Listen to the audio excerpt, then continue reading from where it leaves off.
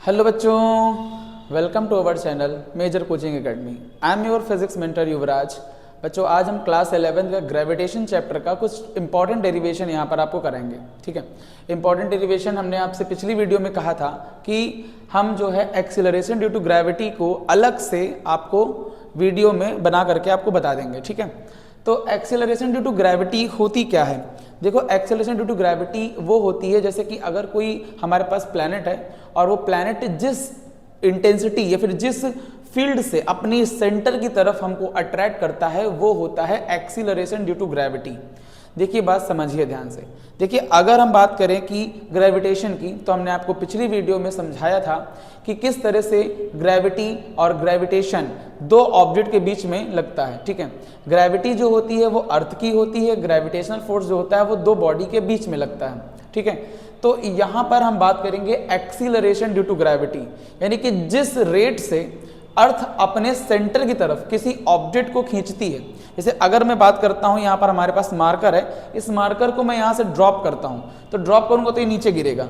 तो ये किस रेट से गिरा है, इस रेट को निकालना है। ठीक है, किस स्पीड से गिरा है, यानी कि कितने एक्सीलरेशन से गिरा है, ये एक्सीलरेशन हमको यहां पर कैलकुलेट करना है। ठीक है, देखो, हमको पता है कि प्लैनेट जो होता है वो उसके पास एक अपनी खुद की ग्रेविटेशनल फील्ड होती है और वो ग्रेविटेशनल फील्ड की वजह से अपने सेंटर की तरफ हर एक ऑब्जेक्ट को खींचता है। ठीक है, तो यहाँ पर भी अब उसी चीज को निकालना है। जैसे मान लीजिए हमारे पास यहाँ पर एक प्लैनेट है और ये प्लैनेट कोई भी है, अर्थ हो सकता है, फिर कोई भी ऑब्जेक्ट हो सकता है। हम अर्थ ले लेते हैं यहाँ पर। ठीक है, तो अर्थ यहाँ पर एक मास होगा। ठीक है, उसका मास हम m मान लेते हैं, मास ऑफ अर्थ को me मान लेते हैं। ठीक है, तो ये वाला मास अर्थ जो है इसको अट्रैक्ट करेगा। हालांकि ये वाला मास भी अर्थ को अट्रैक्ट करेगा, लेकिन इस वाले मास का जो ग्रेविटेशनल फील्ड इंटेंसिटी होगा वो कम होगा, इस वजह से ये वाला मास इसको अपनी तरफ अट्रैक्ट करेगा। तो ये वाला मास नीचे की तरफ, यहाँ पे नीचे की तरफ गिरेगा और वो g यहाँ पर लगेगा इसके ऊपर। ठीक, ये कुछ हाइट ऊपर है, तो इसके ऊपर जो फोर्स लग रही है वो नीचे की तरफ लग रही है, डाउनवर्ड। हम इसको थोड़ी समय के लिए Fg बोल देते हैं। ठीक है, जो कि ग्रेविटी लगा रही है और अर्थ अपनी तरफ खींच रही है, यानी फोर्स ड्यू टू अर्थ। ठीक है, अर्थ अपनी तरफ खींच रही है। तो यहां पर जो Fg की वैल्यू है वो होती है हमारे पास m इंटू जी, मास इंटू ग्रेविटी। हमको पता है कि मास इंटू ग्रेविटी जो होता है यही इस बॉडी का वेट भी होता है। ठीक है, तो मास इंटू ग्रेविटी से फोर्स निकल आएगा इस बॉडी के ऊपर जो कि अर्थ लगा रहा होगा। ठीक, और सुनो, ये जो अर्थ लगा रहा है Fe, ये कितना होगा? ठीक है, ये होगा इसमें, इस वाले मास और इस वाले मास में हम न्यूटन लॉज ऑफ ग्रेविटेशन का फॉर्मूला लगा देंगे। क्या आएगा? G और m अपॉन में Re का स्क्वायर। हाँ, ध्यान से देखिए, जो Re होता है ये रेडियस ऑफ अर्थ होता है, जो कि रेडियस के सेंटर से लेकर के अर्थ की सरफेस तक होता है, और जो कि इसकी वैल्यू होती है 6.4 into 10 to the power 6 metre, यानी कि 6400 किलोमीटर अर्थ का रेडियस होता है। तो यहां पर अगर हम बात करें कि ये दोनों इक्वल एंड अपोजिट फोर्स होंगे, देखो क्या होगा, इक्वल एंड अपोजिट क्यों होगा? क्योंकि हम जानते हैं जो ग्रेविटेशन है, न्यूटन लॉ ऑफ ग्रेविटेशन है, वो न्यूटन के थर्ड लॉ ऑफ मोशन को बहुत अच्छे से फॉलो करता है, एक्शन रिएक्शन। यानी कि हमने आपको बताया था कि वेक्टर फॉर्मेट में force on first due to second is equal to minus of force on second due to first. ठीक है, यहां पर ये फॉलो होता है, इस वजह से हम यहां पर लिख देंगे Fg is equal to Fe। अब कहेंगे आप माइनस क्यों नहीं लिख रहे हैं? माइनस इसलिए नहीं लिख रहे हैं क्योंकि हम केवल मैग्नीट्यूड की बात कर रहे हैं, यहां पर डायरेक्शन की बात नहीं कर रहे हैं। ठीक है, और हमारा जो बॉडी है वो इसी की तरफ आ रहा है, इस वजह से हमने माइनस साइन नहीं लगाया है। तो यहां पर लिखेंगे mg और यहां पर हमारे पास आएगा g me और m अपॉन में Re का स्क्वायर। m से m कैंसल हो जाएगा, यहां पर acceleration due to gravity g me upon Re का स्क्वायर। हमारे पास एक्सीलरेशन ड्यू टू ग्रेविटी आ चुका है। ठीक है, ये हमारे पास स्मॉल g की वैल्यू आ गई है। अब जरा देखिए, हम आपको बताते हैं जो कैपिटल G है ये होता है 6.67 into 10 to the power minus 11। ठीक है, और न्यूटन मीटर स्क्वायर पर kg स्क्वायर, ये होता है किसकी वैल्यू? G की वैल्यू। और मास ऑफ अर्थ अप्रोक्सीमेटली यहां पर होता है 6 into 10 to the power 24 kg, और रेडियस ऑफ अर्थ अप्रोक्सीमेटली होता है 6.4 इंटू 10⁶ मीटर। ठीक है, इन सब वैल्यू को यहाँ पर जी पुट करते हैं, जी की वैल्यू, एम की वैल्यू, आर की वैल्यू, तो जो जी की वैल्यू है वो अप्रोक्सीमेटली 9.8 मीटर पर सेकेंड स्क्वायर आता है। ठीक है, और एक बात और सुन लीजिए, जो ये जी की वैल्यू है अर्थ पर हर जगह पर अलग अलग होती है। ठीक है, इक्वेटर पे कुछ और होगी, पोल पर कुछ और होगी। ठीक है, यानी ये जो जी की वैल्यू है ये कांस्टेंट नहीं है, ये चेंज होती है। तो अब जो अगला टॉपिक होगा वो हमारा होगा variation in acceleration due to gravity. अगला टॉपिक क्या होगा? Variation in acceleration due to gravity. अब जरा देखो, variation in acceleration due to gravity आपको समझा देते हैं। देखिए क्या है variation in acceleration due to gravity. ठीक है, अब variation in acceleration due to gravity में एक बात समझ लीजिए ध्यान से कि जो मैक्सिमम होती है जी की वैल्यू, जो जी की वैल्यू, स्मॉल जी की वैल्यू जो है वो जो मैक्सिमम होती है वो on the surface of earth होती है। अगर आप सरफेस ऑफ अर्थ को छोड़ करके बाहर जाते हैं या फिर सरफेस ऑफ अर्थ को छोड़ करके नीचे जाते हैं तो जी की वैल्यू ऑलवेज डिक्रीज करती है। देखिए मैं आपको बता देता हूं, अगर यहां पर हम बात करें कि अबव द ठीक है, अबव द अर्थ सरफेस के अगर हम ऊपर चले जाएं, ठीक है, तो जो स्मॉल जी की वैल्यू होती है वो जी डैश बन जाती है और ये वैल्यू होती है हमारे पास जी अपॉन में 1 plus H upon R E का होल स्क्वायर। ये हमारे पास वैल्यू होता है जी डैश की जब हम अर्थ सरफेस को छोड़ करके बहुत ऊपर चले जाते हैं। ठीक है, बहुत ऊपर जाना है क्योंकि आर ई की वैल्यू बहुत ज्यादा है। अगर आप एच की वैल्यू बहुत कम लोगे तो फिर ये अप्रोक्सीमेटली 1 के बराबर हो जाएगा, g dash equal to g आ जाएगा, यानी variation acceleration due to gravity नहीं होगा। यानी कि आपको एच की वैल्यू बहुत ज्यादा लेनी पड़ेगी आर ई के कंपैरिजन में। आर ई कितना है? 6400 किलोमीटर है, अप्रोक्सीमेटली 6400 किलोमीटर है। यानी कि अगर मान लीजिए हम एच की वैल्यू यहां पर 2000 किलोमीटर लेते हैं या फिर 4000 किलोमीटर, 5000 किलोमीटर लेते हैं, तब इस जी की वैल्यू पर फर्क पड़ेगा, अदरवाइज इस जी की वैल्यू पर कोई फर्क नहीं पड़ने वाला है। अगर आप 10 किलोमीटर ऊपर जाते हैं, 100 किलोमीटर ऊपर जाते हैं, तब भी जी की वैल्यू पर उतना फर्क नहीं पड़ेगा। एक और फॉर्मूला होता है नियर द अर्थ सरफेस के लिए। अर्थ सरफेस के अगर आप करीब हैं, ये तो बहुत ऊपर के लिए, अगर आप नियर द अर्थ सरफेस हैं, अर्थ सरफेस के करीब हैं, ठीक है, तो उसके लिए एक फॉर्मूला बनता है, इसी से जनरेट होता है वो फॉर्मूला होता है G dash is equal to G 1 minus 2h upon R E. ये हमारे पास फॉर्मूला है नियर द अर्थ सरफेस के लिए। ठीक है, जब अर्थ सरफेस से हम 100 किलोमीटर 200 किलोमीटर ऊपर रहेंगे तो जी की वैल्यू पे जो माइन्यूटली फर्क पड़ेगा हम उसको इस फॉर्मूले से यहां से कैलकुलेट कर सकते हैं। अप्रोक्सीमेटली 1500 किलोमीटर आपको जाना पड़ेगा तब जी की वैल्यू पर यहां पर फर्क पड़ता है। ठीक है, एक और होता है below the earth surface. Earth surface के अंदर चले जाएं तब क्या होगा? Variation in acceleration due to gravity का। ठीक है, हम इसको हटा देते हैं, आप इसका स्क्रीनशॉट ले लीजिए जल्दी से। ठीक है, अब जरा देखिए हम यहां पर आपको बताएंगे कि बिलो द अर्थ सरफेस क्या होता है। अर्थ सरफेस के अंदर एक चीज ध्यान रखिएगा, आप एक फॉर्मूले को ध्यान में रखिएगा जो हमारे पास G इज इक्वल टू आया था GME upon R E square. इस फॉर्मूले को ध्यान में रखिएगा। ठीक है, ये फॉर्मूला मेन है हमारा। अगर हम यहां पर बात करते हैं बिलो द अर्थ सरफेस की, ठीक है, अगर हम बात करते हैं बिलो द अर्थ सरफेस की, अर्थ सरफेस के नीचे चले जाएं, हम अर्थ सरफेस के नीचे चले जाएं, यानी कि अगर मान लीजिए अर्थ हमारे पास ऐसे है और अर्थ यहां पर ऐसे, उसके बाद हमने क्या किया, हमने यहां से इस तरह से कुछ, यहां से इस तरह से कुछ, यहां पर क्या किया, यहां से गड्ढा खोद करके हम अर्थ के नीचे चले गए। अब उसके बाद यहां पर हम d डिस्टेंस नीचे आ गए। ठीक है, अब रेडियस ऑफ अर्थ तो हमारे पास आर ई है, लेकिन ये वाला अब स्मॉल आर हो चुका है। अब स्मॉल आर जो है हमारे पास वो आर ई माइनस डी के बराबर होगा। ठीक है, अब यहां पर जो जी डैश की वैल्यू होती है वो जी डैश की वैल्यू आती है हमारे पास जी 1 माइनस डी अपॉन आर ई। क्या आती है? 1 minus D upon R E. ये कब होगा? यानी कि जब हम कभी भी अर्थ सरफेस के बिलो चले जाएंगे, नीचे चले जाएंगे, तो हमारे पास एक्सेलरेशन ड्यू टू ग्रेविटी क्या होगा?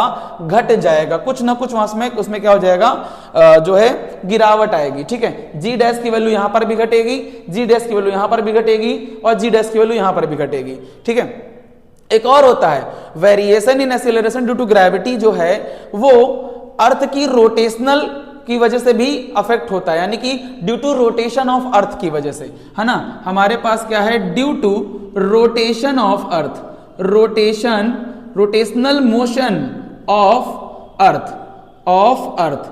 अगर अर्थ हमारी रोटेट करती है तब उसकी वजह से भी हमारा जो एक्सीलरेशन ड्यू टू ग्रेविटी है उस पे फर्क पड़ता है।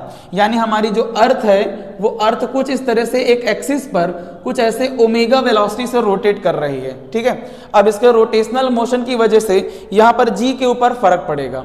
यहां पर जी के ऊपर क्या फर्क पड़ेगा G dash is equal to G minus R omega square cos square phi.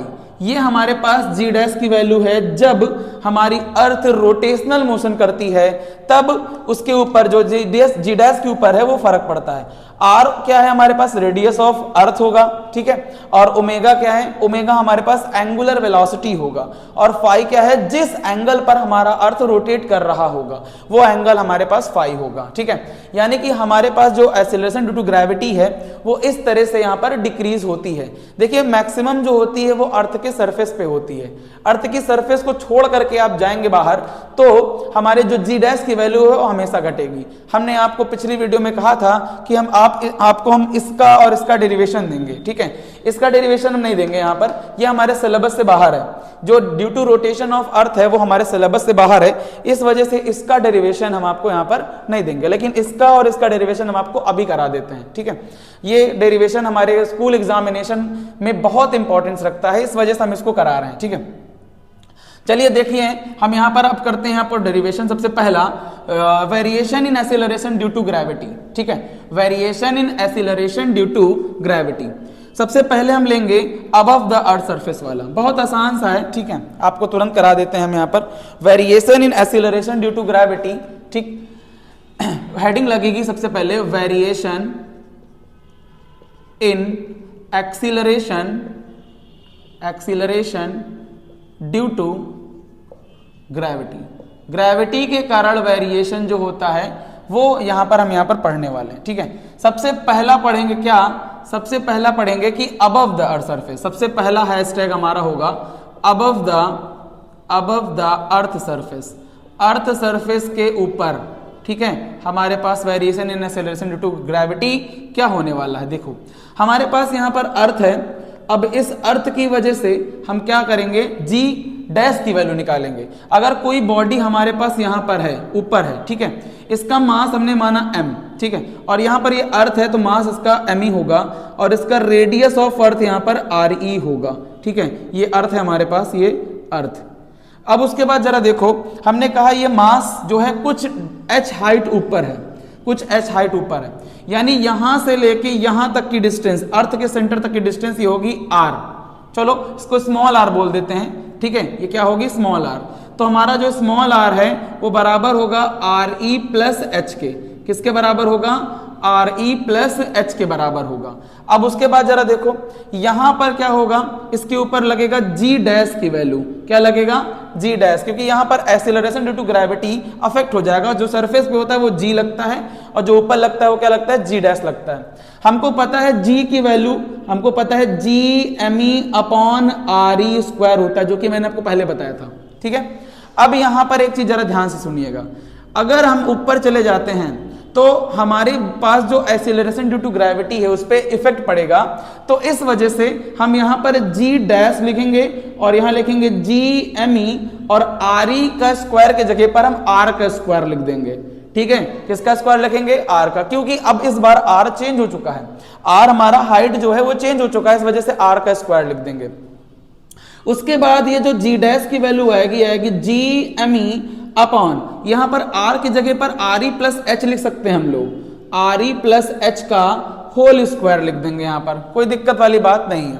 अब एक चीज जरा सुनो, क्या हम लिख सकते हैं G R E square is equal to G M E, यहां से G R E square equal to G M E लिख सकते हैं, यानी जी एम ई की जगह पर हम जी आर ई स्क्वायर यहां पर पुट कर सकते हैं, ठीक है। जीएमई की जगह पर हम क्या पुट करेंगे, जी आर ई स्क्वायर पुट करेंगे। तो हमारे पास जो जी डैश होगा उसकी जगह पर हम यहाँ पे क्या लिखेंगे, जीएमई की जगह पर जी आर ई स्क्वायर अपॉन, उसके बाद यहाँ पर नीचे क्या है हमारे पास, यहाँ है आर ई प्लस एच का होल स्क्वायर। अब एक बात सुनिए ध्यान से, यहाँ पर आर ई हम नीचे से कॉमन ले लेंगे, ठीक है, तो हमारे पास G dash is equal to G R E square upon में, यहाँ पर आर ई का स्क्वायर कॉमन ले लेंगे, यहाँ बचेगा 1 प्लस, अब एच में तो आर ई था नहीं तो इसमें अपॉन में आर ई का यहाँ पर ऐसे स्क्वायर चला जाएगा, ये आर ई स्क्वायर कैंसिल हो जाएगा। So G dash is equal to G upon 1 plus H upon R E का होल स्क्वायर बन जाएगा। हमारे पास क्या आ चुका है, फॉर्मूला यहाँ पर डिराइव हो चुका है, ये एक्सीलरेशन ड्यू टू ग्रेविटी का फॉर्मूला है, ठीक है। अब जरा सुनो, ये तो फॉर्मूला है अबव द सरफेस के लिए, अगर अर्थ सरफेस के बहुत ऊपर होंगे तब ये वाला फॉर्मूला लगेगा। अगर मान लीजिए हम अर्थ सरफेस से बहुत ऊपर चले जाएं, ठीक है, बहुत ऊपर ना जाकर के थोड़ा सा ऊपर चले जाएं, और उसके बाद क्या होगा, यानी अगर हम नियर द अर्थ सरफेस हो, किसके हो, near to the earth surface के पास हो, ठीक है, तो हमारे पास इस जी डैश की वैल्यू पर कैसा फर्क पड़ेगा, ठीक है, देखो कैसे फर्क पड़ेगा। हमारे पास है G dash is equal to G 1 plus H upon R E का होल स्क्वायर, ठीक। अब एक बात बताएं, अगर हमारे पास आर ई की वैल्यू ज्यादा है और एच की वैल्यू बहुत कम है, तो यहां पर हम एक फॉर्मूला जानते हैं जो कि मैथ्स का है, वो बाइनोमियल एक्सपेंशन वाला। यहां पर क्या है, 1 प्लस एक्स की पावर n, ये बाइनोमियल एक्सपेंशन में हम लोग इसको देखते हैं। अगर x की वैल्यू बहुत ही क्या होती है, बहुत कम होती है, किससे, 1 से, ठीक है, x की वैल्यू बहुत छोटी होगी 1 से, तो यहां पर ये बाइनोमियल एक्सपेंशन से 1 प्लस nx हो जाता है, ठीक है। x की वैल्यू बहुत कम होगी 1 से, तो ये क्या हो जाएगा, बाइनोमियल एक्सपेंशन से 1 प्लस nx हो जाता है।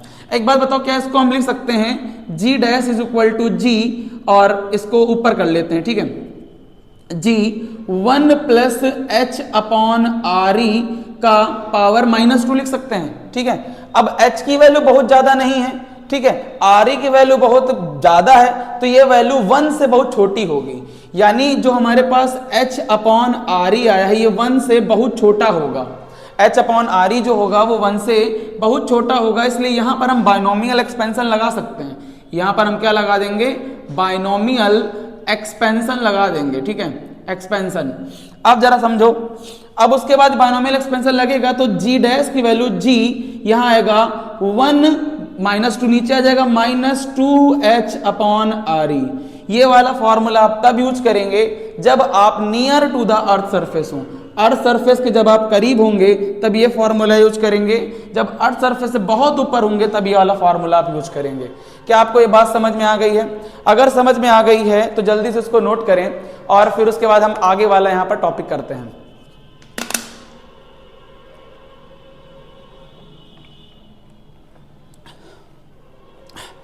चलिए, अब अबव द अर्थ सरफेस का यहां पर नोट हो चुका है। अब हम आपको बताएंगे बिलो द अर्थ सरफेस, यानी अर्थ सरफेस के जब नीचे चले जाएं तब क्या होता है। ठीक है, अब अर्थ सरफेस के नीचे जाएंगे तो देखो क्या होता है इसमें, बहुत आसान है वो भी, ठीक है, लेकिन इसमें अगर आप बिलो द अर्थ सरफेस जाते हैं तो आपको इसमें वो यूज करना पड़ेगा, डेंसिटी ऑफ अर्थ का यूज करना पड़ेगा। ठीक है, तो उसके लिए हम आपको डेंसिटी ऑफ अर्थ भी बताएंगे यहां पर। चलिए देखिए जल्दी से इसको, हमारे पास क्या है, दूसरा hashtag below the earth surface. ठीक है, below the earth surface, earth surface के नीचे चले जाते हैं हम लोग, अर्थ सरफेस के नीचे चले जाते हैं। अब बिलो द अर्थ सरफेस में क्या होगा, हमारे पास ये अर्थ है, हमारे पास ये अर्थ है। अब यहां से हमने क्या किया, हमने यहां से एक गड्ढा किया और उसके अंदर हम यहां पर चले आए नीचे। ठीक, यहां पर कोई एक ऑब्जेक्ट रख दिया, यहां पर क्या है, सेंटर ऑफ अर्थ है।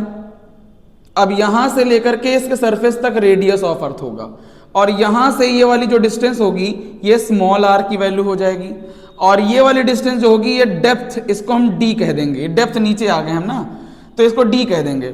जो सरफेस पे जी की वैल्यू थी, जो सरफेस पे जी की वैल्यू थी वो हमारे पास ये थी स्मॉल जी, लेकिन जब इसके अंदर आ जाएंगे तो जी की वैल्यू क्या हो जाएगी, जी डैश हो जाएगी। ठीक है, तो अब यहां पर एक चीज जरा ध्यान से देखिएगा, अगर हम सरफेस ऑफ अर्थ की बात करते हैं, सरफेस ऑफ अर्थ की बात करते हैं, ठीक है, तो वो हमारे पास होता है g is equal to G M E upon R E square, ठीक है। यहां पर जो ये स्मॉल r है, ये जो स्मॉल r है यहां पर किसके बराबर होगा, आर ई माइनस डी के बराबर होगा। किसके बराबर होगा, आर ई माइनस डी के बराबर होगा हमारे पास, ठीक है। अब उसके बाद जरा देखो, लेकिन अगर हम यहां पर नीचे आ चुके हैं, ठीक है, बिलो आ चुके हैं, बिलो अर्थ सरफेस, ठीक है, बिलो द अर्थ सरफेस आ चुके हैं, अगर अर्थ सरफेस के हम नीचे आ चुके हैं तो एक्सीलरेशन ड्यू टू ग्रेविटी हमारा जो होगा वो कितना हो जाएगा, वो जी डैश हो जाएगा, ठीक है। अच्छा एक बात और सुनो, जब हम सरफेस पे थे तो पूरा अर्थ का मास हमको अपने सेंटर की तरफ खींच रहा था। जब हम सरफेस पे थे तो अर्थ का पूरा मास हमको सेंटर की तरफ खींच रहा था, लेकिन जब अर्थ के अंदर आ गए हैं तो अब अर्थ का जो रिमेनिंग पार्ट है वो हमको अपनी तरफ खींच रहा है, यानी अर्थ का जो बचा हुआ मास ऑफ अर्थ है वो अब हमको यहां पर खींच रहा है।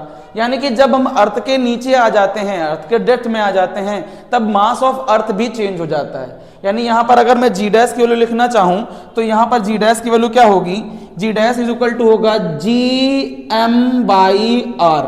ये एम क्या है, एम हमारे पास जो है एम रिमेनिंग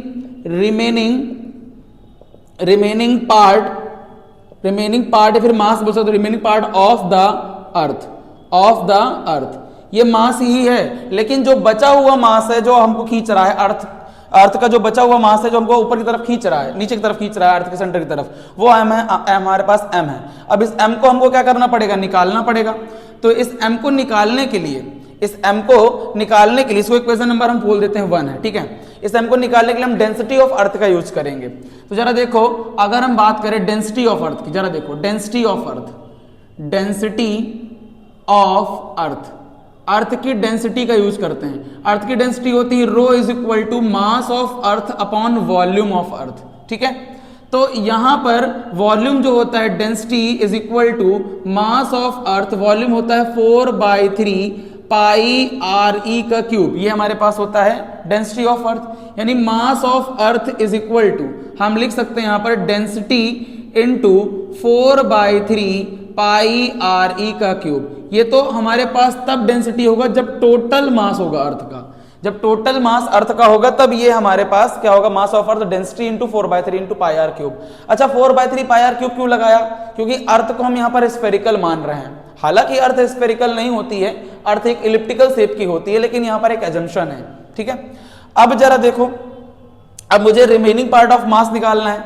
जैसे मान लेते हैं, अगर हम यहाँ पर निकालते हैं रिमेनिंग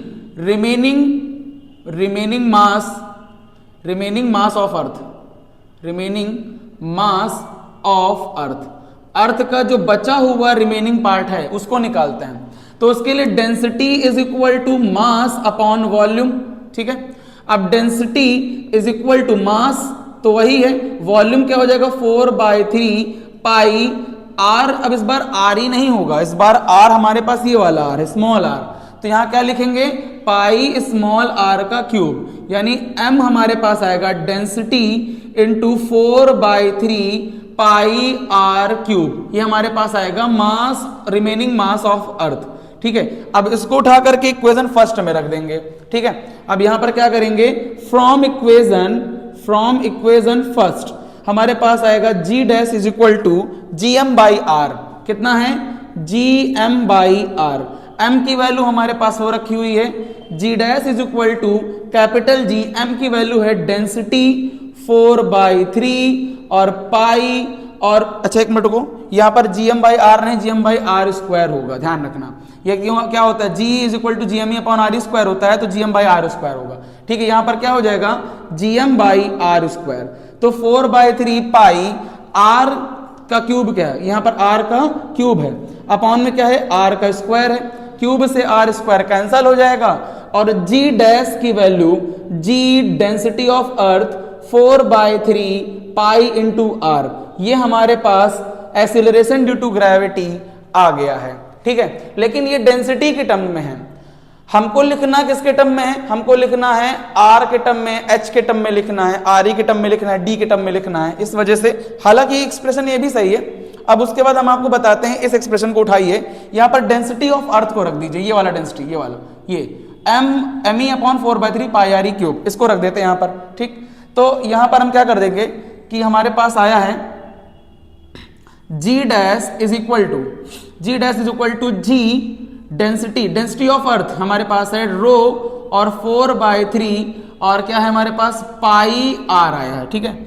अब उसके बाद यहां पर डेंसिटी ऑफ अर्थ रखते हैं G dash is equal to capital G। Density of earth यहां से उठा के रखना है हमको, ये वाला पार्ट उठा करके हमको कहां रखना है, इस इक्वेशन में रखना है।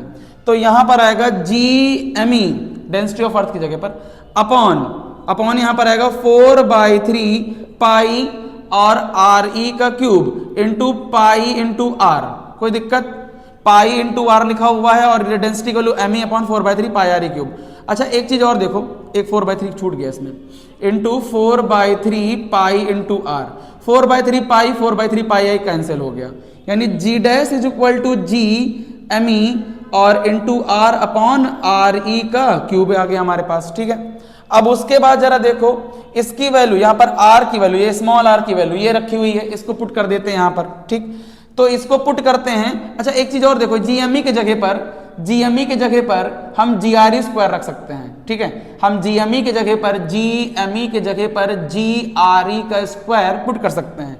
तो आ जाएगा G dash is equal to, यहां आएगा GRE square into R upon में RE का क्यूब। RE स्क्वायर से RE क्यूब कैंसल हो गया, हमारे पास आ गया G dash is equal to GR upon RE, ठीक है। इसको पकड़ लो, यहां पर क्या है G dash is equal to GR upon RE, ठीक है। इसको उठा करके यहां देखो जरा ध्यान से, ठीक। अब उसके बाद हमारे पास आया है G dash is equal to GR upon RE, ठीक है। अब यहां पर R की वैल्यू हमको पता है, यहां पुट कर देते हैं RE माइनस D। तो G dash is equal to G और उसके बाद RE माइनस D अपॉन में क्या है RE। अब RE को अंदर मल्टीप्लाई कर देंगे तो G dash is equal to G, अब यहां पर आएगा 1 माइनस D अपॉन RE। ये हमारे पास क्या आ गया है, acceleration due to gravity below the earth surface. हाँ यहां पर थोड़ा इधर उधर हो गया है, देखो क्या है, हम यहां शुरू किए थे GME अपॉन RE होता है, बिलो द सरफेस हमारे पास GM बाई RE होगा, R स्क्वायर होगा, ठीक है, क्योंकि remaining part of the mass of the earth खींच रहा है। उसके बाद हमने डेंसिटी ऑफ अर्थ को बताया आपको यहाँ पर कि density of mass of earth upon volume of earth होता है। तो mass of earth upon 4/3 pi RE cube हो जाएगा, यहाँ से mass of earth is equal to rho into 4/3 pi RE cube हो जाएगा, ठीक है। इक्वेशन फर्स्ट को उठाया, इक्वेशन फर्स्ट हमारे पास G dash equal to GM upon R square होता है। यहाँ पर M की value 4/3 pi R cube into density और इंटू R क्यूब और अपॉन में R स्क्वायर रख दिया। उसके बाद G डैश की वैल्यू यहाँ पर G रो 4/3 पाई R क्यूब रख दिया। इसके जस्ट बाद हम यहाँ से उठ करके यहाँ आए इधर की तरफ, ठीक है। इसके बाद यहाँ आए, इसके बाद हमने क्या किया, G dash equal to 4 density 4/3 pi R cube रखा। अब इस डेंसिटी की वैल्यू हमने यहाँ से उठा के रखा, डेंसिटी की वैल्यू यहाँ से उठा के रखा, ME 4/3 पाई RE का क्यूब और into 4/3 pi into R। 4/3 pi cancel हो गया, हमारे पास G डैश की वैल्यू आई GME R upon RE cube. हमारे पास G डैश की वैल्यू क्या आई, GME R upon RE cube. उसके बाद यहाँ पर क्या किया हमने, GME के जगह पर GRE स्क्वायर पुट कर सकते थे, हमने आपको यहाँ से बताया, चाहे आप यहाँ से देख सकते हैं, यहाँ से भी निकाल सकते थे, ठीक है। उसके बाद क्या है, हमने GME की जगह पर GRE स्क्वायर पुट किया, RE क्यूब और RE स्क्वायर कैंसिल हो गया, फिर G dash is equal to GR upon RE आ गया। फिर उसके बाद हम यहाँ से उठ करके फिर यहाँ आए, ठीक है, यहाँ आ गए, ठीक है। उसके बाद यहाँ पर क्या आया, GR अपॉन RE। उसके बाद G dash equal to GR upon RE, R की वैल्यू हमने यहाँ पर पुट किया RE माइनस D। उसके बाद पुट किया यहाँ पर G dash equal to G 1 minus D upon RE। यहाँ पर हमारे पास क्या आ गया है, G डैश की वैल्यू यहाँ से यहाँ पर आया है G dash is equal to G 1 minus D upon RE। क्या आपको ये चीज समझ में आई कि नहीं आई? थोड़ा इधर उधर हो गया है, इसके लिए माफी चाहेंगे, लेकिन आपको पूरी बात समझ में आ रही होगी इसमें किया क्या है मैंने, ठीक है। एकदम सरल सा था ये चीज। हम अंदर गए, वहां पर G डैश की वैल्यू निकाला, मास ऑफ अर्थ चेंज था, रेडियस ऑफ अर्थ चेंज था, ठीक है। उसके बाद हम लोगों ने यहाँ मास ऑफ अर्थ को डेंसिटी ऑफ अर्थ से निकाला, डेंसिटी ऑफ अर्थ निकालने के बाद हमने मास को रखा यहाँ पर, ठीक है। मास को रखने के बाद हमने डेंसिटी ऑफ अर्थ को वहीं पुट कर दिया, डेंसिटी ऑफ अर्थ को पुट करने के बाद हमारे पास ये आ गया फाइनल रिलेशन, ठीक है। समझ में आया कि नहीं आया? ठीक है। हम चाहते तो यहां पर ही डेंसिटी रख के निकाल लेते, ठीक है, इन दोनों के बीच में रिलेशन मिल जाता, ठीक, ये भी कर सकते थे और चाहे तो आप ऐसे कर सकते हैं, एकदम सरल सा था, ठीक है। अगर आपको ये चीज समझ में आई हो तो आप हमें कमेंट बॉक्स में बताएं, अगर ना समझ में आई हो फिर भी आप हमें कमेंट बॉक्स में बताएं, ठीक है। हो सकेगा तो हम आपके सॉल्यूशन को, आपके क्वेश्चंस के सॉल्यूशन को यहाँ पर कमेंट बॉक्स में ही कर देंगे, ठीक है। अगर आपको ये चीज समझ में आई हो तो वीडियो को लाइक करें और सब्सक्राइब करें। आज के लिए हम इतना ही रखेंगे यहाँ पर। All the very best.